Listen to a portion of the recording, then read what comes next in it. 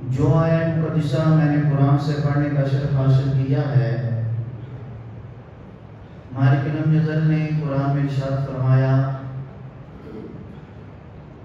محمد رسول اللہ والذین معہ اشداء علی الکفار رحماء بینہم تراہم رکعا سجدا یبتغون فضلا من اللہ ورضوانا۔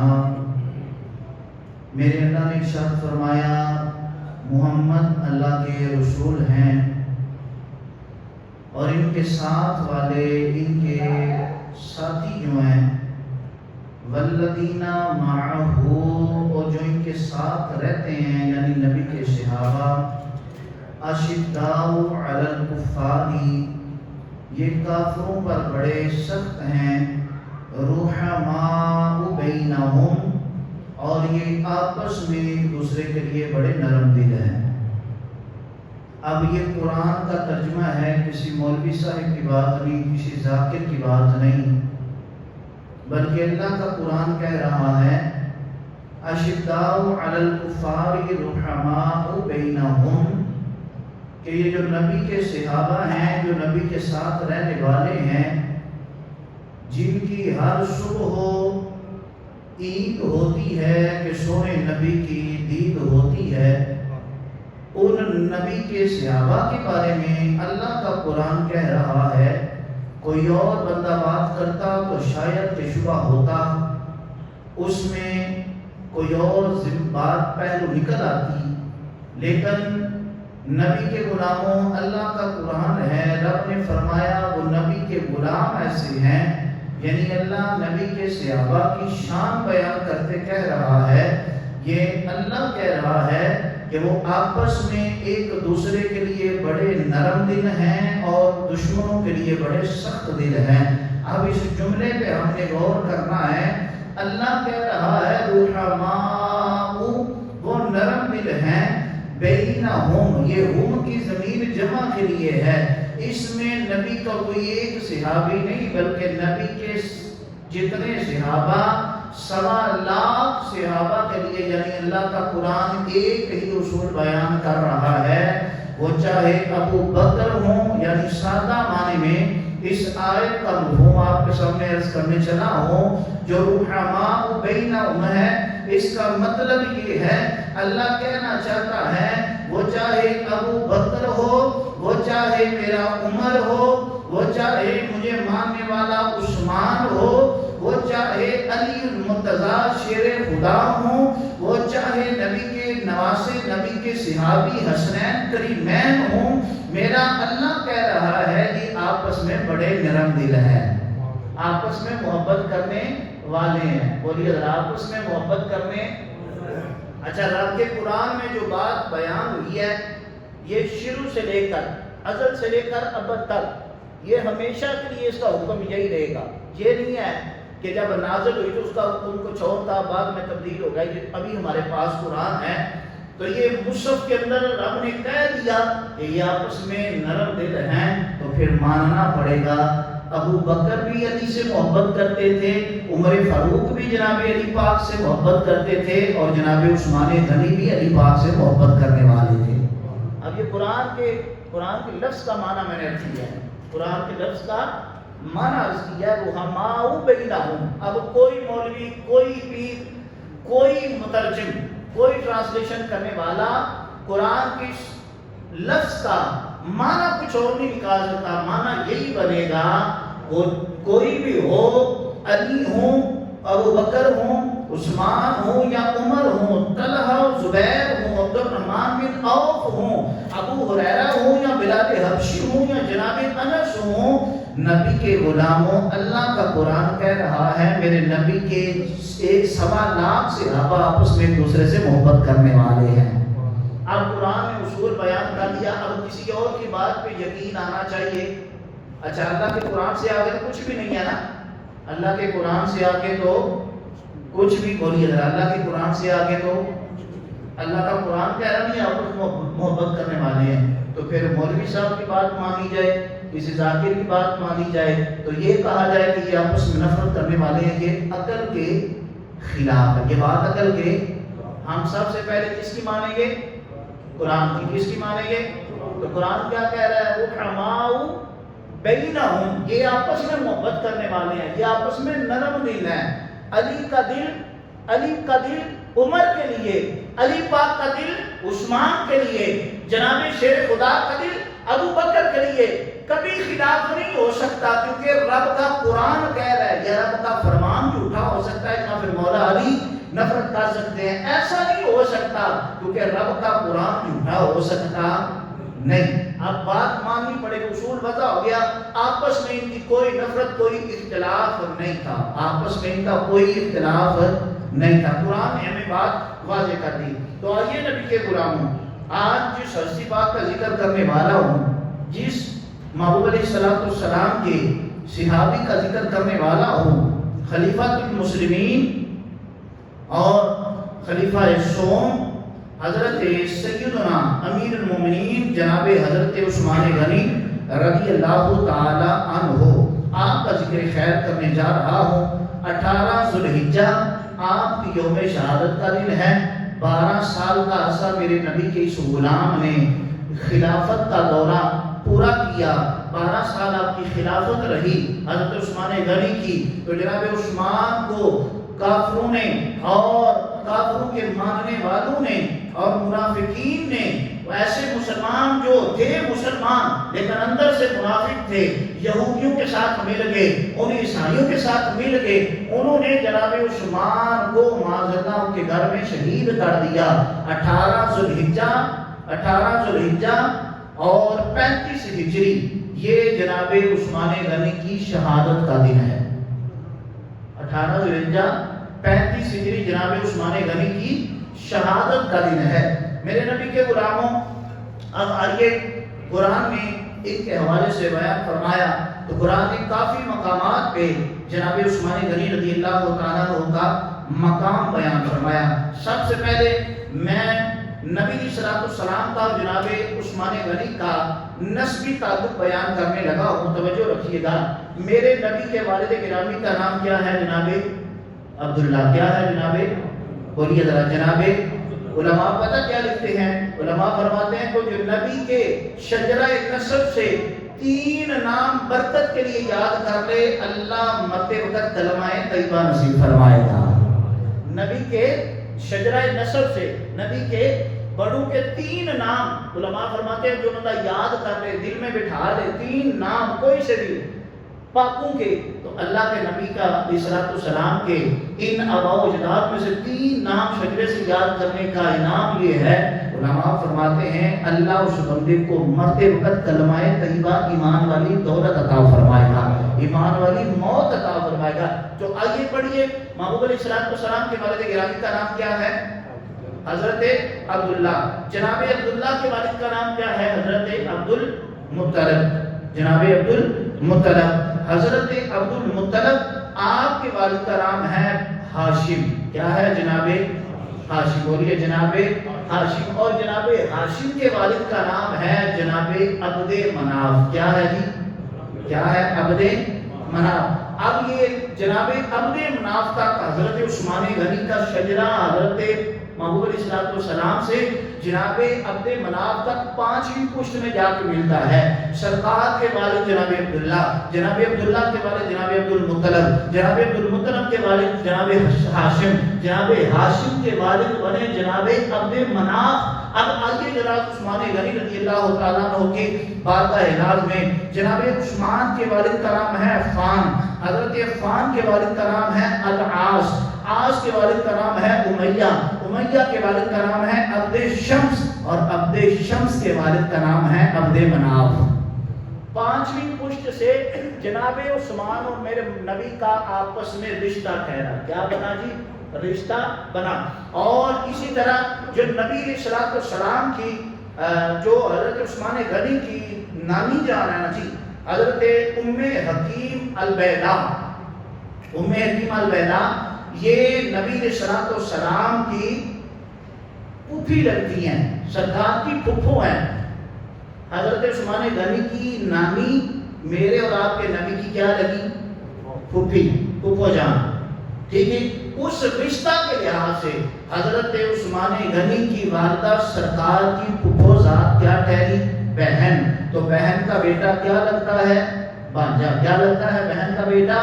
یعنی سرکار کا عثمان غنی رضی اللہ تعالیٰ عنہ، یا اس طرح پہلے جناب عثمان غنی رضی اللہ تعالیٰ عنہ کا تعلق میرے نبی کے ساتھ ایک تو یہ ٹھہرا کہ 5ویں پشت میں جناب اپنے مناف سے آپ کا نسبی تعلق بھی 5ویں پشت میں جا ملتا ہے۔ دوسرا تعلق یہ ہے کہ جناب محمد علیہ السلام کی پھوپھی جو ہے وہ حضرت عثمان غنی کی والدہ ہیں۔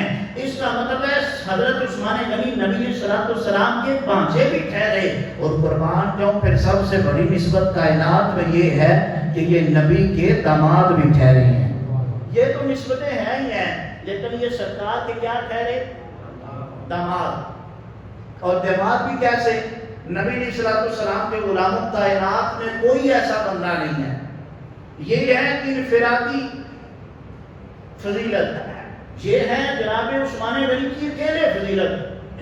حضرت ابوبکر کی فضیلتیں اپنی جگہ، جناب عثمان عمر فاروق کی فضیلتیں اپنی جگہ، مولا علی شیر خدا کی فضیلتیں اپنی جگہ، لیکن یہ جو فضیلت اب میں عرض کرنے لگا ہوں، کائنات میں یہ فضیلت صرف ملی ہے تو جناب سیدنا عثمان غنی کے حصے آئی ہے، صرف انہیں کو ملی ہے۔ وہ کیا ہے؟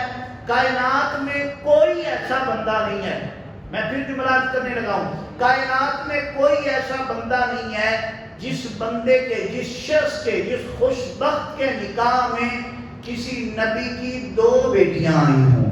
بولیے ذرا سبحان اللہ۔ امیر المومنین کے لیے بولیے سبحان اللہ۔ کائنات میں ایسا شخص کوئی نہیں ہے کہ جس کے نکاح میں کسی نبی کی 2 بیٹیاں آئی ہوں، کسی نبی کی 2 بیٹیاں کسی ایک بندے کے نکاح میں آئی ہوں۔ کائنات میں ایسا بندہ کوئی نہیں ہے، وہ ہیں تو اکیلے جناب عثمان غنی رضی اللہ تعالیٰ عنہ کی ذات ہے۔ میرے نبی کے غلام حضرت عثمان غنی رضی اللہ تعالیٰ عنہ، کون عثمان کہ جن کے حوالے سے آپ نے مشہور بات سنی ہوئی ہے صلح حدیبیہ کے موقع پہ، جب نبی علیہ السلام اپنے صحابہ کے ساتھ 1400 صحابہ کو لے کر سرکار بیت اللہ کی جانب بڑھے تو کفار نے آگے جنگ کا اعلان کر دیا۔ آپ حدیبیہ کے مقام پر محبوب علیہ السلام تشریف فرما ہو کے اپنے صحابہ کے ساتھ، اس وقت میرے نبی نے اپنے غلام جناب عثمان غنی کو اپنا سفیر، قاصد بنا کر، نائب بنا کر مکے والوں کی طرف بھیجا، جاؤ عثمان جا کے مکے والوں سے بات کرو، ہم جنگ لڑنے نہیں آئے، ہم اللہ کے گھر کا طواف کرنے آئے ہیں، ہم تو یہاں پہ قربانیاں دینے آئے ہیں، ہم تو مینا مزدلفہ عرفات کے اندر اللہ کے عبادتوں کے لیے آئے ہیں، لہذا ہمیں آنے دیا جائے، ہم جنگ کے لیے نہیں آئے۔ جناب عثمان پہنچے، انہوں نے روکا، جناب عثمان کو جب دیکھا تو مکے کے سارے کافر سردار جو تھے وہ اکٹھے ہو گئے، انہوں نے کہا عثمان آیا ہے۔ اب عثمان کو بتاتے ہیں، عثمان تو آ تو گیا ہے، اب ایسا کر، تیرے نبی کو ہم یہاں پہ آنے کی اجازت نہیں دیتے، محمد بن عبداللہ طواف نہیں کر سکتے، وہ یہاں کے رکین ادا نہیں کر سکتے، ہاں اے عثمان تجھے اجازت ہے، تو مکے کے بنو ہاشم کا ایک عظیم سردار ہے، تو بھی چل تجھے اجازت ہے، تو یہاں پہ یہ سارے رکین ادا کر لے۔ اب قربان نہ جاؤ جناب عثمان غنی کے عشق مصطفیٰ پہ، اب جناب عثمان غنی کھڑے ہیں، سامنے کعبۃ اللہ بھی ہے، سامنے مقام ابراہیم بھی ہے، سامنے حجر اسود بھی ہے، رکن یمانی بھی ہے، رکن عراقی بھی ہے، رکن شامی بھی ہے، حتیم بھی سامنے ہے، میزاب رحمت بھی سامنے ہے، صفا و مروہ بھی موجود ہے، لیکن نبی کے غلام نے جب ان کو کہا نا، انہوں نے کہا کہ عثمان آپ صرف عبادت کر سکتے ہیں، طواف کر سکتے ہیں، تو نبی کے غلام نے کہا تم کہتے ہو عثمان اپنے نبی کے بغیر یہ کر لیں؟ ہاں حجر اسود بھی سامنے ہے، بیت اللہ بھی سامنے ہے، کعبۃ اللہ بھی سامنے ہے، مقام ابراہیم بھی ہے، اور یہ مطاف بھی ہے، حتیم بھی ہے، میزاب رحمت بھی ہے، پر سنو عثمان کا اعلان کیا ہے؟ عثمان اس وقت تک کعبے کا ایک چکر بھی نہیں لگائے گا جب تک اپنے سونے نبی کے ساتھ نہیں آئے گا۔ یہ ہے جناب عثمان غنی کا اپنے نبی سے پیار، یہ ہے عشق مصطفیٰ۔ اب مجھے سادی سی بات بتائیں، اگر عثمان غنی چاہتے تو یہ ساری باتیں بجا لاتے تو اس پہ انہیں ثواب بھی ملنا تھا نا۔ کیا ہونا تھا؟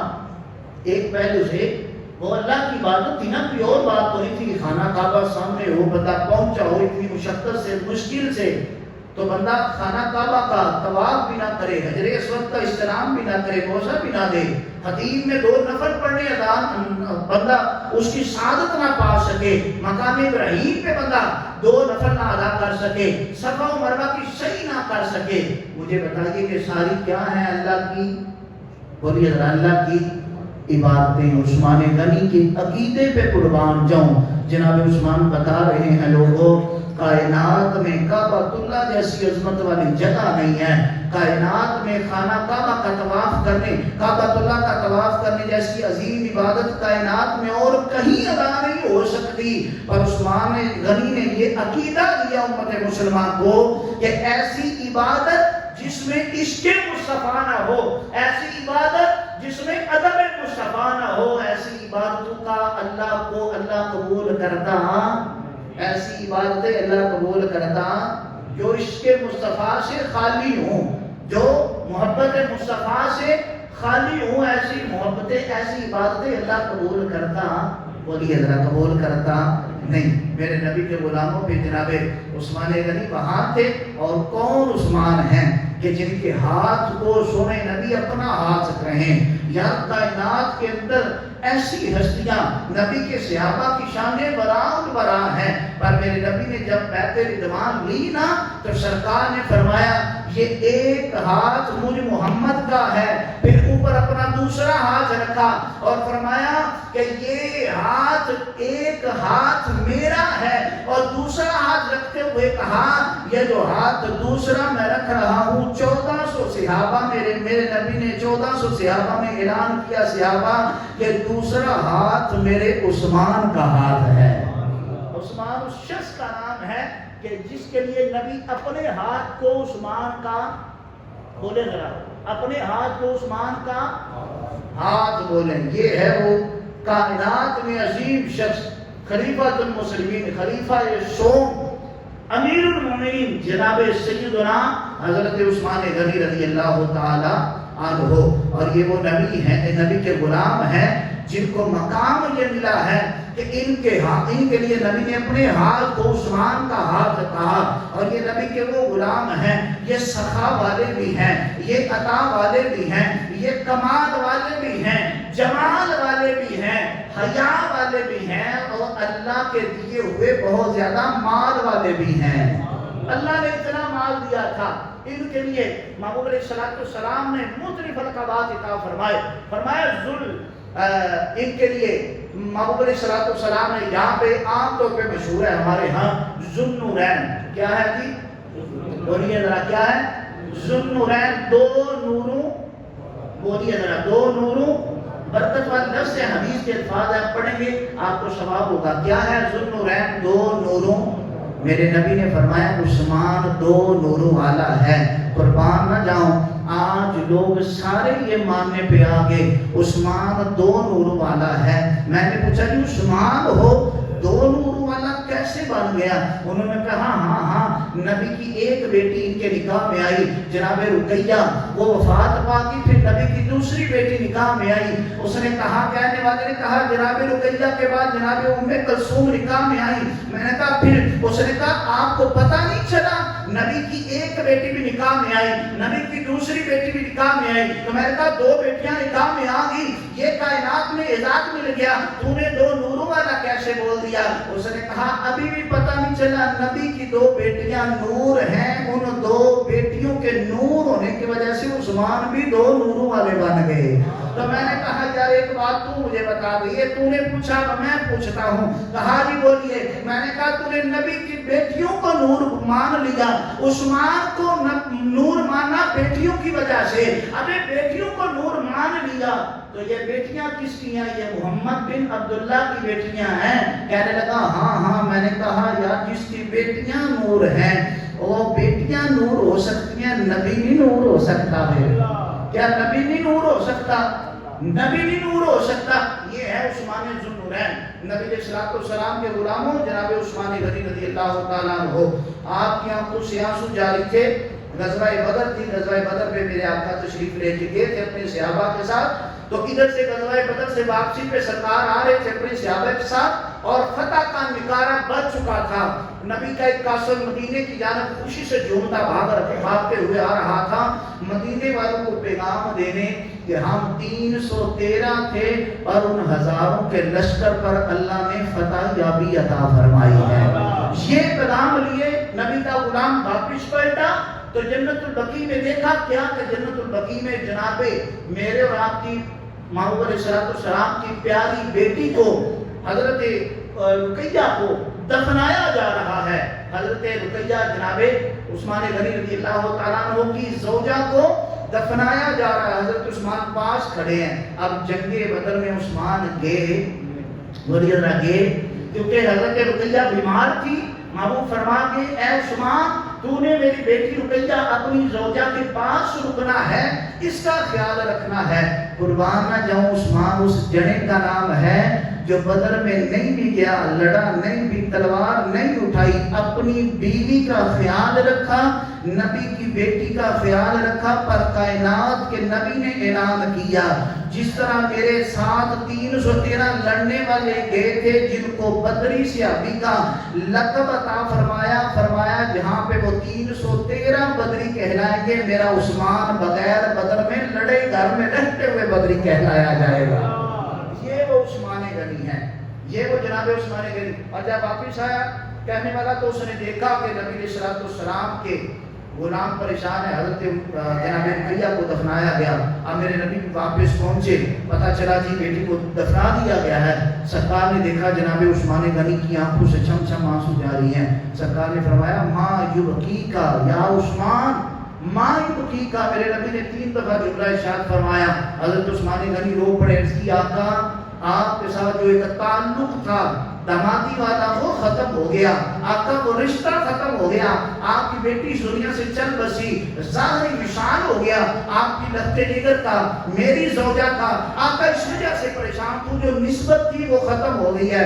میرے نبی نے فرمایا، سرکار نے اس کو جملہ ارشاد فرمایا، حدیث کے الفاظ ہے ھذا جبریل بامر اللہ ان ازوجک اختہا یا عثمانو، اے عثمان خوش ہو جا، جبریل اللہ کی بارگاہ سے پیغام لے کے آئے ہیں، سونیا اپنی دوسری بیٹی کا نکاح حیا والی عثمان کے ساتھ دوبارہ کر دیجیے.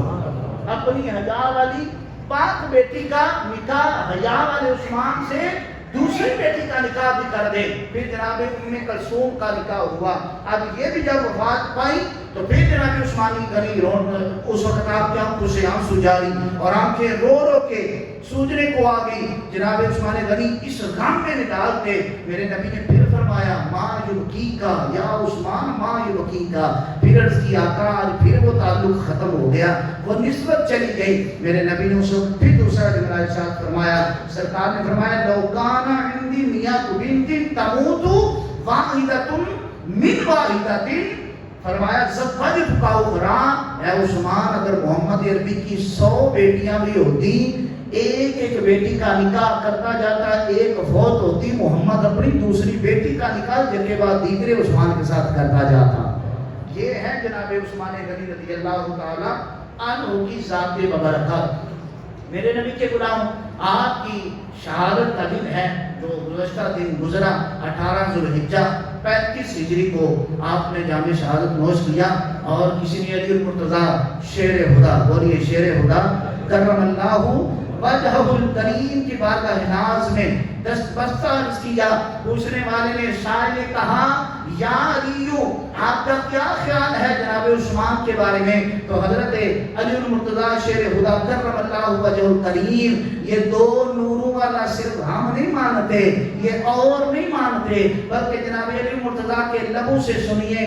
یہ نبی علیہ السلام کے علم کا فیضان لے کر کائنات عالم میں بانٹنے والی زبان علی پاک کی بولی. تو آپ نے فرمایا، پوچھنے والے نے جب پوچھا عثمان کے بارے میں آپ کا کیا خیال ہے، آپ نے فرمایا ذالک امرؤن یدعی فی ملاء الاعلی ذی النورین. آپ نے فرمایا والے تو سن لے پھر علی کی زبان سے، عثمان نبی کا وہ غلام ہے جسے جنت والے بھی دو نوروں والا پکارتے ہیں۔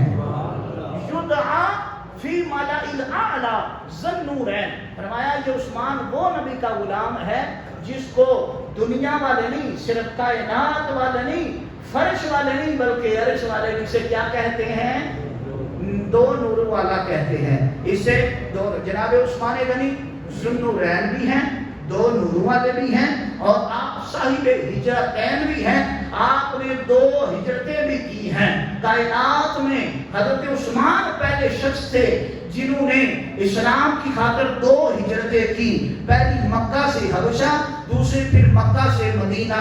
یہ نبی کے غلام ہیں جنہیں صاحب ہجرتین بھی کہا جاتا ہے، یہ نبی کے غلام ہیں جنہیں ذو البشارتین بھی کہا جاتا ہے۔ انہیں دو دفعہ انفرادی نبی نے جنت کی بشارت دی تھی۔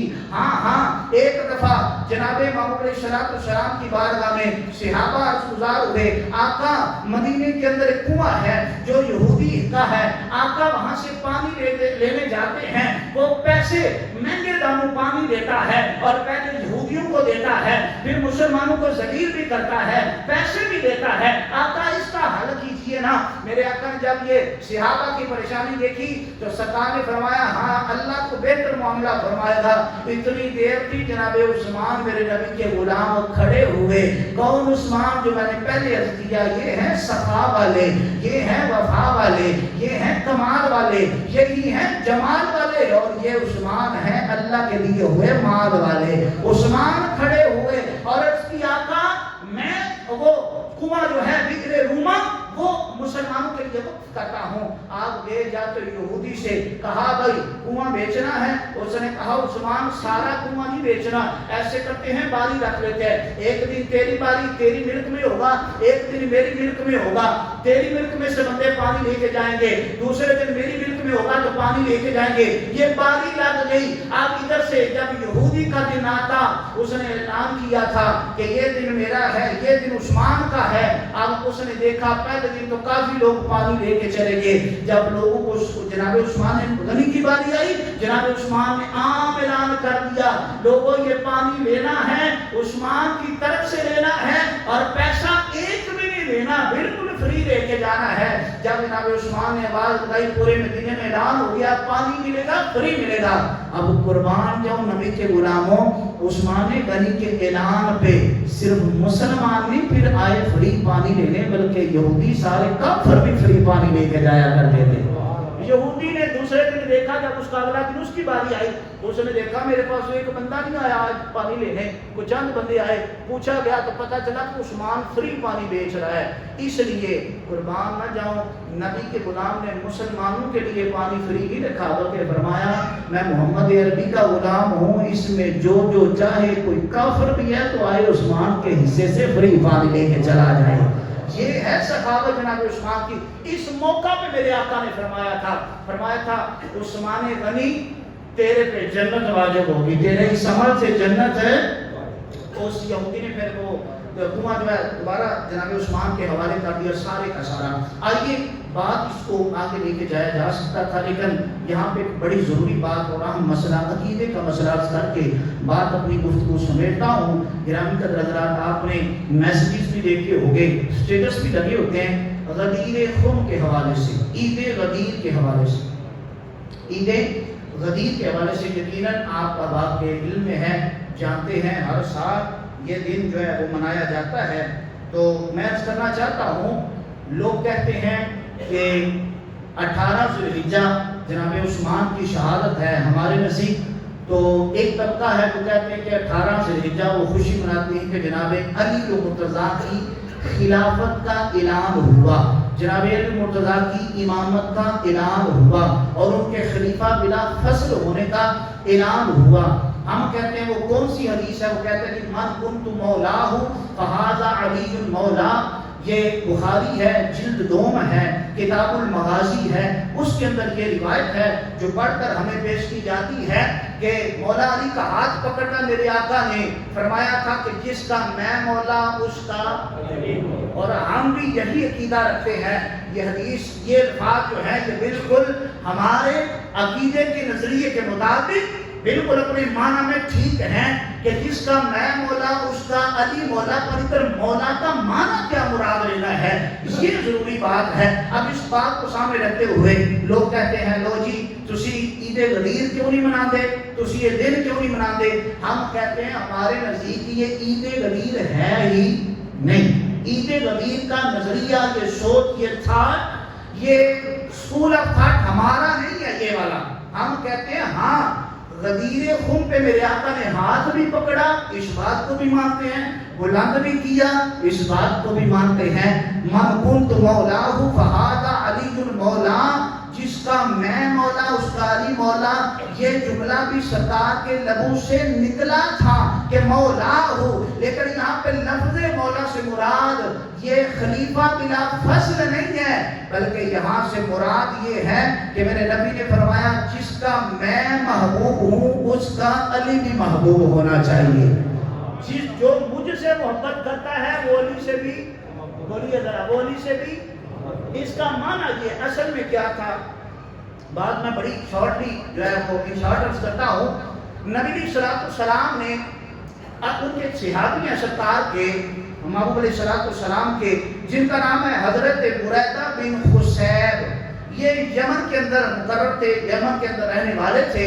حضرت علی پاک کو میرے آقا نے یمن کی طرف بھیجا کہ علی پاک کو جا کے غنائم اور خمس، یہ خاص قسم کے ٹیکس اور چیزیں، یہ مال جو ہے نا یہ مختلف ریاستوں سے اکٹھا کر کے لگے. جناب مولا علی یمن کی طرف گئے، وہاں سے خمس اکٹھا کیا. جب یہ خمس لے کر واپس پلٹنے لگے تو اس میں جو سارا مال تھا اس میں ایک باندی بھی، لونڈی بھی ملی، حضرت علی المرتضیٰ کے حوالے سامان کے اندر آئی. اب حضرت بریدہ بن خصیب نبی کے غلام صحابی ہیں، یہ کہتے ہیں علی پاک ہمارے پاس آئے، انہوں نے یہ سامان، یہ خمس لیا. ان کے اندر ایک لونڈی تھی، حضرت علی المرتضیٰ نے اس لونڈی سے قربت اختیار کی، اس کے ساتھ تعلق قائم کیا. اب جناب بریدہ بن خصیب کہتے ہیں جب میں نے یہ دیکھا مجھے پتا چلا کہ علی پاک نے لونڈی کے ساتھ قربت اختیار کی ہے تو میرے دل میں یہ کھٹکا آیا، بات آئی دل میں کہ یار یہ علی پاک اپنی مرضی سے اس مال کے اندر تصرف کر رہے ہیں جس کو میرے آقا نے بھیجا ہے. جب نبی کی بارگاہ میں پہنچتا پھر علی اس میں اپنی مرضی سے آقا کی اجازت سے کچھ رد و بدل کرتے، لین دین کرتے، استعمال کرتے. تصرف کا معنی ہوتا ہے اپنی مرضی سے کسی چیز کو استعمال میں لانا. تو انہوں نے کہا، تو ان کے ذہن میں یہ بات ہے کہ علی پاک نے لونڈی کے ساتھ قربت اختیار کی، خلوت اختیار کی، تو ان کو چاہیے تھا نبی سے پوچھ کے یہ کر دے. اب یہ خلش تھی ذہن میں. ادھر سے یہ سارے نبی کے غلام خطبہ حجۃ الوداع جو آخری سرکار نے حج کیا، ایک اس حج کے موقع پر نبی کے صحابہ 1.25 صحابہ وہاں پہ اکٹھے ہوئے تو نبی نے اس کو خطبہ دیا. جب آخری قرآن جیت کی وہ آیت اتری کہ الیوم اکملت لکم دینکم، کہ آج کے دن دین مکمل ہو گیا تمہارے لیے. جب نبی صلی اللہ علیہ وسلم نے کائنات کا وہ اصول اسلام کا چارٹر بیان کیا، لوگوں اپنی بیویوں کے ساتھ یہ شروع کرنا ہے، کائنات کے لوگوں نمازیں ادا کرنی ہے. سرکار نے مین چیزیں بیان کی. جب کائنات کے عالم کا اسلام کا ضابطہ حیات وہاں پہ بیان ہوا، اس کے بعد جب واپسی چلے تو سرکار نے ایک مقام آتا ہے مکے سے 100 کلومیٹر کے فاصلے پر، وہاں پر آ کر ایک رستہ شام کو جاتا ہے، ایک مدینے کو جاتا ہے. وہاں پہ جب آئے تو میرے آقا نے اس وقت اس مقام پہ کھڑے ہو کر، وہ غدیر خم کا مقام تھا، وہاں پہ آقا کی بارگاہ میں یہ حضرت حبیب بن بریدہ بن خصیب نے عرض کی آقا جناب علی نے وہ لونڈی کے ساتھ تعلق قائم کیا، میرے ذہن میں یہ خلش تھی، اس کا حل فرمائیں. تو میرے نبی نے اس وقت فرمایا، اپنا ہاتھ علی المرتضیٰ کا ہاتھ پکڑ کے میرے نبی نے ہاتھ بلند کر کے فرمایا کہ من کنت مولاہ فہذا علی المولا، کہ جو مجھ سے محبت کرتا ہے وہ علی سے بھی محبت کرے، جو مجھ سے محبت کرنے والا ہے وہ علی سے بھی محبت کرنے والا بن جائے. اس کا مطلب یہ تھا کہ جناب بریدہ بن خصیب کے دل میں وہ بات تھی نا کہ تو میرے نبی نے فرمایا اے بریدہ بن حسین تو سوچ رہا تھا علی نے اپنی مرضی سے تصرف کیا؟ فرمایا علی چاہتا تو اس سے زیادہ بھی کرتا، نہ اللہ روکتا نہ اللہ کا رسول روک سکتا تھا۔ یہ علی کا کمال ہے، یہ علی کو اختیار ہے، کیونکہ حمص میں اہل بیت کا حصہ ہے۔ یہ بات اس موقع پہ تو سرکار نے سوچا کہ یمن والے اس طرف جانے والے ہیں، مدینے والے اب اس طرف جانے والے ہیں، اب کہیں خصیب کی اس بات کی وجہ سے جن لوگوں کے دل میں یا ذہن میں کان میں یہ خصیب کی بات گئی ہو کہ علی پاک نے لونڈی سے تعلق قائم کیا، وہ کہیں یہ بات لے کر ادھر یمن میں جا کے فتنہ نہ پھیلائیں، اس لیے اس مقام پہ اس غدیر خم کے مقام پہ وہ ایک تالاب والی جگہ تھی، اس جگہ پہ میرے آقا نے پھر سب کے سامنے ہاتھ پکڑا اور فرمایا کہ جو مجھ سے محبت کرتا ہے وہ علی سے بھی۔ اس کا مولا کا مطلب یہاں پہ خلافت نہیں ہے، خلافت بلا فصل یہ اہل سنت و جماعت کا عقیدہ ہے۔ پہلے خلیفہ کون ہے؟ حضرت ابو بکر صدیق۔ دوسرا خلیفہ کون ہے؟ دوسرے حضرت عمر فاروق۔ تیسرے خلیفہ کون ہے؟ جناب عثمان غنی۔ اور چوتھے خلیفہ کون ہے؟ حضرت علی المرتضی۔ یہ خلافت والا مسئلہ نہ سنیے ذرا، اگر یہ خلافت ہوتی، چلو جو وہ کہتا ہے کہنے والوں کے مطابق اگر یہ اتنی خاص بات تھی تو جہاں پہ نبی نے مزدوروں کے حق بیان کیے، جہاں پہ نبی نے بیویوں کے حق بیان کیے، جہاں پہ آقا نے خطبہ حجت الوداع دیا، وہ تھا نا اصل میں ضابطہ حجات اسلام کے لیے آخری خطبہ۔ چاہیے تو یہ تھا کہ سرکار وہاں پہ کرتے، بھائی علی خلیفہ بلا فصل ہوتا۔ اس کا مطلب ہے اگر یہ بات مانے تو پھر نبی کے علم پہ بات آتی ہے، نبی کو پتا تھا کہ کچھ لوگ کہیں گے ایسے، اس لیے سرکار نے جو ضروری باتیں تھی وہ وہاں کر دی۔ جب اس بات کا پتہ اس مقام پہ چلا تو پھر آقا نے فرمایا بھائی جڑے جڑے علی دے بارے چاہے گل ذہن چ رکھتے ہو نا یمن والے، اے بریدہ بن حسین کی وجہ تو ذہن چ گل کٹ دیا جے جڑا میرے نال محبت کرتا ہے وہ علی نال بھی محبت کرے۔ سدیسی الفاظ میں پھر سلطان نے اللہ دی بات جو اٹھتی یا اللہ کہ علی نال جڑا محبت کرے تو او دے نال بھی محبت کر، تے جڑا علی نال دشمنی رکھے تو او دے نال بھی دشمنی۔ ساڈا اس پوری حدیث سے بالکل پکا ٹھکا کیتا ہے کہ سرکار نے جناب علی دا مقام بتایا، بیان کیتا، لیکن یہ مطلب قطع نہیں لینا۔